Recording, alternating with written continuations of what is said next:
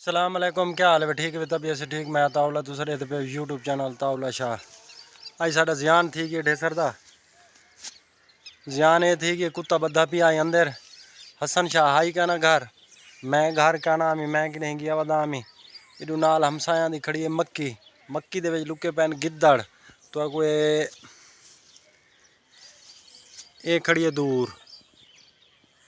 ये मक्की खड़ी है। ई मक्की दे विच निकले अपना लुके पैन धी चौदे पुत्र गिद्दड़ लुके पैन। तो वो जो कि कुत्ता अंदर बद्धा पी आई।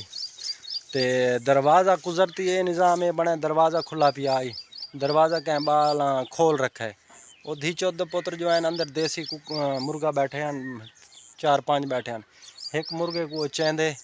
हाई भी हिको, यानी कि ये हूँ पता तो क्या नहीं असा बेच तो कहना से, लेकिन एक देसी मुर्गा गायब है। लेकिन असा इथों संभाल की से भाई दरवाजे को में खम शम भी किरे पैन तो में तोड़, यानी कि ओ तई गए ओ तई यके खम भी खम बन।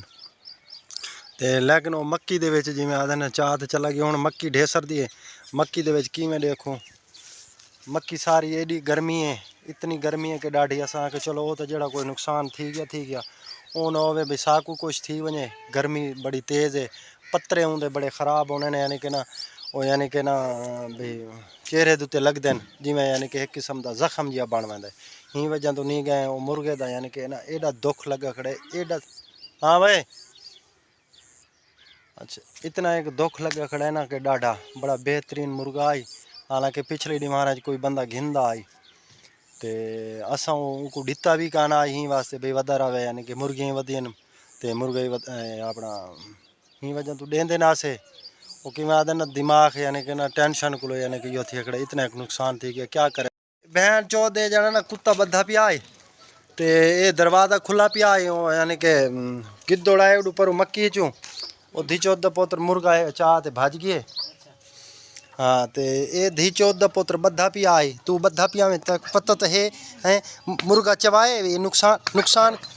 नुकसान करवाए भी हैं। मैं को पौधा पिए हैं भैं चौदह पुत्र मैं को हैं तक तक तय कुछ यो नहीं आता है तय इतना नुकसान करवाया मेरा हैं जी अबू हैं। मक्की नहीं खा ली मुर्गा, यानी कि चावा आ गई देसी गिद्धोड़ चा आ गई है। हाँ गिद्धोड़ गिद्धोड़ ना, यानी कि ना मुर्गा चा आ गई है। तुसा घर कहना आवे, तुसा कहना आवे घर, तुसा किडे आवे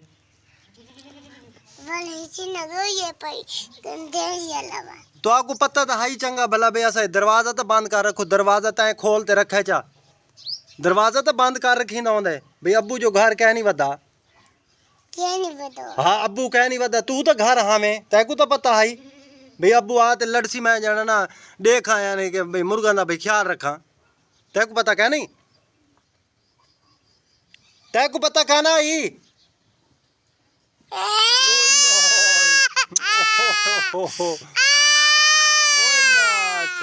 मैं तेरे नाल मजाक करे ना बैठा बाबे ना पुत ना कोई गाल नहीं जो दफा थी है। चलो चाह गई तो कोई गाल नहीं, मारे पुत्र क्यों रोवे,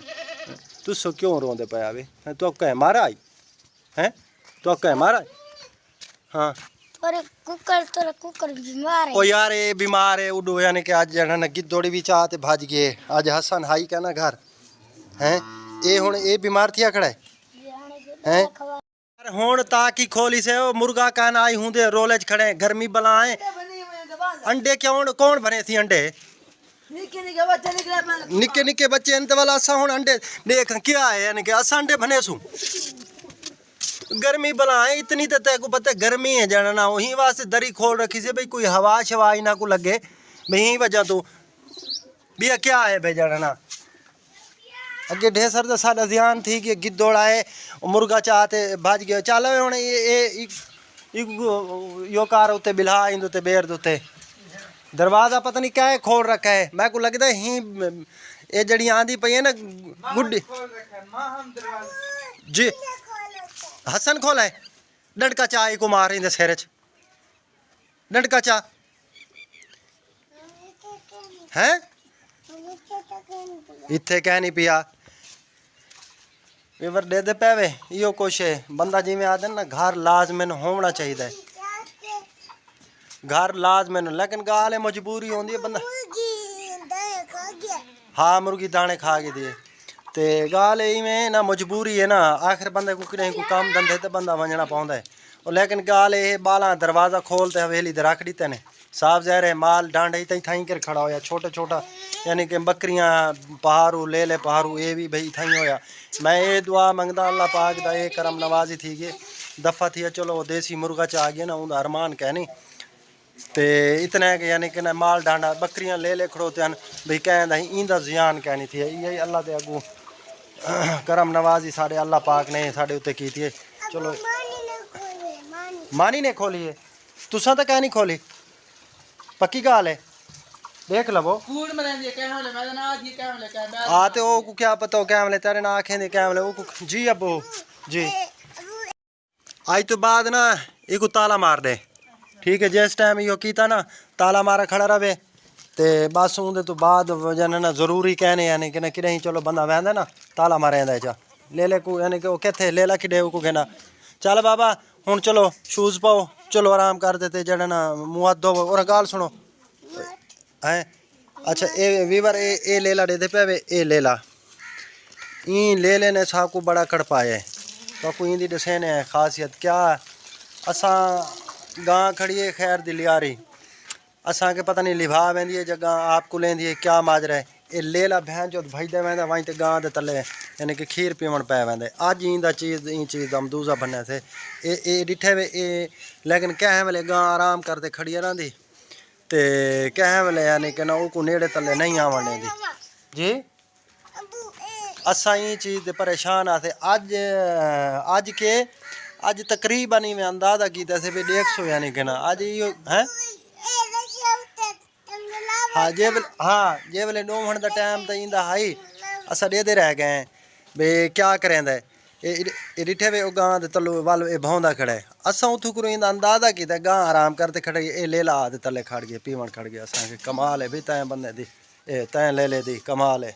भी असा ही वजह तो असा फल दा आखे भी शायद नाल छोटी बच्ची खड़ोती है ये खड़ी असा के शायद ए लिवें भी ले वेंदी सी लेकिन ना ओ जना ना ले ला वो हिम्मत की थी खड़ाई वो कुत्ता वाल जी में आदन दुध आम मिलता खड़ाई ही वजह तो ये होंदा बछड़ा खड़ा शोदा बछड़ा यानी कि ना हालत होंदी देख अच्छा इंदे को पानी रखाई चलो इंदे को पानी रख ते वाल जड़ा ना तुसा सी पटींदे पे आवे ना शाह साहब गाल ए वेंदी पई असा तेरे ही कबूतरां दे मगर अज जियान थी वो आए धी चौथ दा पुत्र गिद्धोड़ है धी चौथ मैं को तो बड़ी